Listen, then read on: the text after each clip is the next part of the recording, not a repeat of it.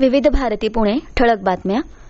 मध्य प्रदेशातील काही जिल्ह्यात मृत कावळ्यांच्या शरीरात H5N8 हे विषाणू आढळले असून पशुसंवर्धन आयुक्तालयाने नुकतेच बर्ड फ्लू या आजाराविषयी खबरदारीचे निर्देश दिले होते.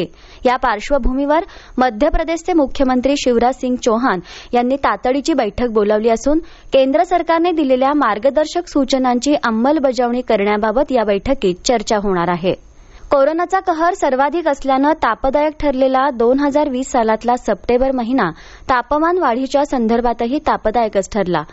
पाऊसही सरासरीच्या तुलनेत 109% इतका जास्त होता. गेल्या वर्षातल्या हवामानाचा आढावा काल प्रसिद्ध झाला. या अहवालानुसार उन्हाची काहिली अधिक असलेल्या पहिल्या 15 पैकी 12 वर्ष चालू शतकातलीच आहेत. 2001 पासून आतापर्यंतच्या सर्वच वर्षाचं सरासरी तापमान 1901 ते 2020च्या सरासरीपेक्षा जास्त आहे.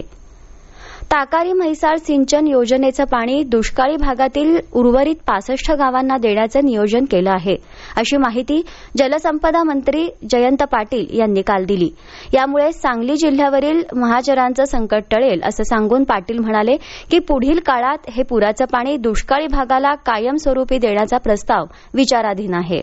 तुळजापूर इथल्या श्री तुळजाभवानी देवीच्या मंदिरात बेशिस्त वर्तन करणाऱ्या तसंच नियमांचं पालन न करणाऱ्या 8 पुजाऱ्यांवर मंदिर प्रशासनातर्फे नियमानुसार 3 महिने मंदिर प्रवेशाला बंदीची कारवाई करण्यात आली आहे, अशी माहिती मंदिर समितीचे व्यवस्थापक आणि तुळजापूरचे तहसीलदार सौदागर तांदळे यांनी दिली आहे.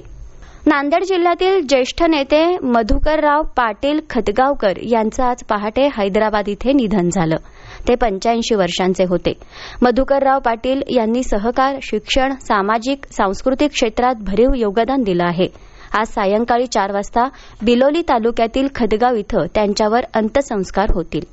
या होत्या आतापर्यंतच्या ठळक बातम्या. यानंतरच्या ठळक बातम्या उद्या सकाळी 8 वाजता.